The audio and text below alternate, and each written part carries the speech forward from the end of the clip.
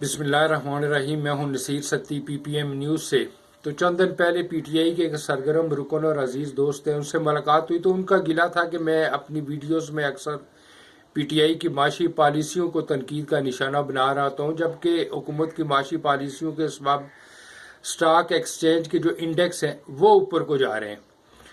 तो एक तो मैं वाज़ह करता चलूँ कि मैं सिर्फ PTI की माशी पॉलिसियों को तनकीद का निशाना नहीं बना रहा होता, बल्कि मेरा तो असल में 72 बरस का जो है वो मैं रनर हो रहा होता हूँ। दूसरा, स्टॉक एक्सचेंज और मैशियत दो मुख्तलिफ चीज़ें हैं। स्टॉक एक्सचेंज में बिलखसूस हमारे यहाँ तो एक माफिया का राज है, लेकिन ये आज मौजूद बहस नहीं है। आज सिर्फ मैशियत पे बात होगी कि मैशियत क्या है, मैशियत किन बुनियादों पर खड़ी होती है, मैशियत को कैसे गेज कर सकते हैं कि वो ग्रो कर रही है, साकत खड़ी है या डूब रही है। तो इसके लिए मैं एक बोर्ड का सहारा लूंगा ताकि आपको समझाने में आसानी हो। तो चलते हैं आप उस बोर्ड की जानब। तो ये है वो बोर्ड। ये ज़रा डंडा बड़ा हो गया है, लेकिन जब जो ये वीडियो आगे बढ़ेगी तो आपको मालूम हो जाएगा कि मैंने बड़े डंडे का इंतखाब क्यों किया।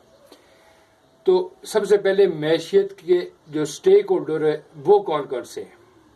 वो हैव नॉट है, आम आदमी है, लोअर मिडिल क्लास है, अपर मिडिल क्लास है और एलीट क्लास है। जब आम आदमी लोअर मिडिल क्लास में जा रहा हो, lower middle class upper middle class में जा रही हो और अपर मिडिल क्लास एलीट की तरफ बढ़ रही हो, तो समझ लें कि आपकी मैशियत मजबूत बुनियादों पे खड़ी है। इसके मैशियत के ट्रिकल डाउन इफेक्ट हो रहे हैं, इकोनॉमिक ग्रोथ हो रही है, आपका माशरा एक चेन की मानद आपस में जुड़ा हुआ है। ये मैशियत की आइडियल पोजीशन होती है।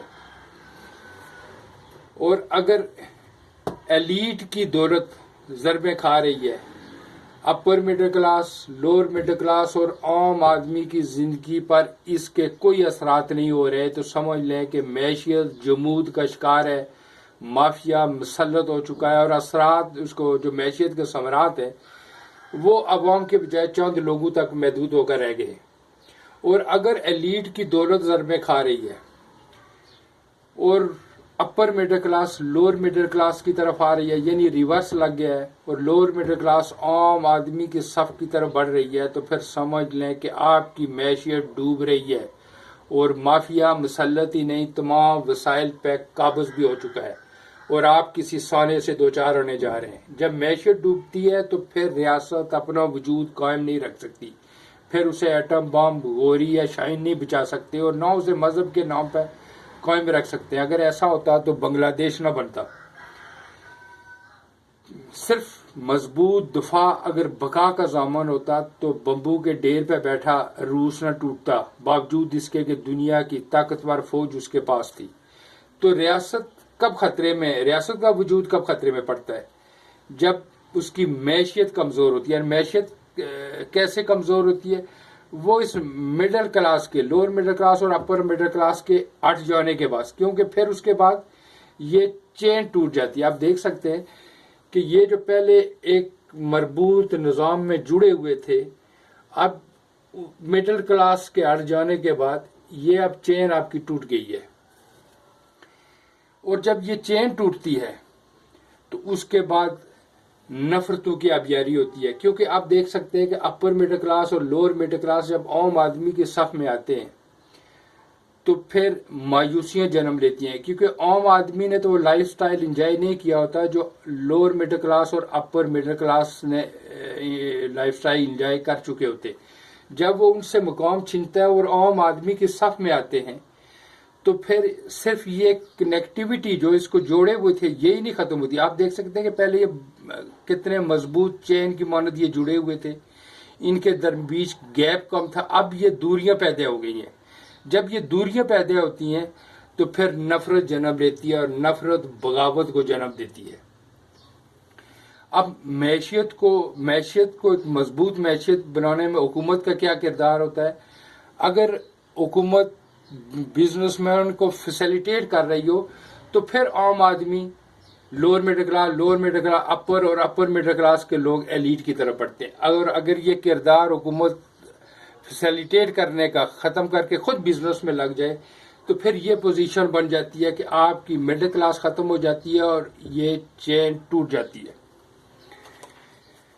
اب حکومت کا معیشت میں حکومت کا کیا کردار ہوتا ہے؟ تو حکومت کا کام بزنس مین کو فیسیلیٹیٹ کرنا ہوتا ہے، بزنس کرنا نہیں۔ لیکن بدقسمتی سے ہماری رولنگ ایلیٹ، جب میں رولنگ ایلیٹ کی بات کرتا ہوں تو سیویلین اور ملٹری لیڈرشپ دونوں کی بات ہو رہی ہوتی ہے، کیونکہ ملٹری لیڈرشپ نے 35 برس ڈائریکٹ حکمرانی کی اور ملٹری لیڈرشپ کی دریافت سیاستدانوں نے 37 برس۔ تو بات ہو رہی تھی کہ حکومت کا کام بزنس مین کو فیسیلیٹیٹ کرنا ہوتا ہے، بزنس کرنا نہیں۔ لیکن ہماری رولنگ ایلیٹ بزنس میں لگی ہوئی ہے، جس کی وجہ سے ایلیٹ کی جو بزنس امپائر ہے وہ تو ضربیں کھا رہی ہے، اور جو کامن بزنس کمیونٹی ہے، بزنس مین ہے، اس کا کوئی پریشان حال نہیں، کیونکہ اسے کوئی فیسیلیٹیٹ ہی نہیں کر رہا ہے، جس کی وجہ سے مڈل کلاس جو ہے، جو معیشت ہو یا ریاست ہو، جو اس کی بیک بون ہوتی ہے وہ ختم ہوتی جا رہی ہے۔ اور مڈل کلاس کے ختم ہوتے ہی جو خلا پیدا ہوتا ہے، جو اس سے ریاست کے وجود کو خطرہ پڑ جاتا ہے، اور اس خطرے سے ہمیں کون بچا سکتا ہے؟ تو اس وقت وہ صرف اور صرف ملٹری لیڈرشپ ہے۔ تو اب آپ کو سمجھ آ گئی ہوگی کہ میں نے اس ڈنڈے کا انتخاب کیوں کیا ہے، لیکن کیونکہ اب لگتا ہے کہ ہمیں معیشت میں بھی ڈنڈے کی ضرورت پڑ گئی ہے۔ تو ہماری فوجی قیادت کے باعث ہی یہ ملک ڈی ٹریک بھی ہوا، انہی کی پالیسی کے بعد ڈی ٹریک ہوا، اور اب ٹریک پہ بھی وہی لا سکتے ہیں، کیونکہ اختیار ان کے پاس ہے۔ اور اگر وہ ماضی کی طرح کہ کس کو اقتدار میں لانا ہے، کس کو اقتدار سے ہٹانا ہے، کس کے گلے کرپشن کا توگ ڈالنا ہے، کس کی کرپشن سے منہ پھیر لینا ہے، اسی روش میں لگے رہے اور اپنے لیے زیادہ سے زیادہ سپیس ڈھونڈتے رہے، تو پھر قوم دھرتی ماں کے مستقبل پہ انا لیلہ پڑھ لے، یا پھر ان نائلوں نکموں کے پہ لعنت بیچ کر دھرتی ماں کی جنگ لڑنے کے لیے میں اٹھ کھڑا ہونا ہوگا۔ اس کے سوا اب قوم کے پاس اور کوئی راستہ نہیں ہے۔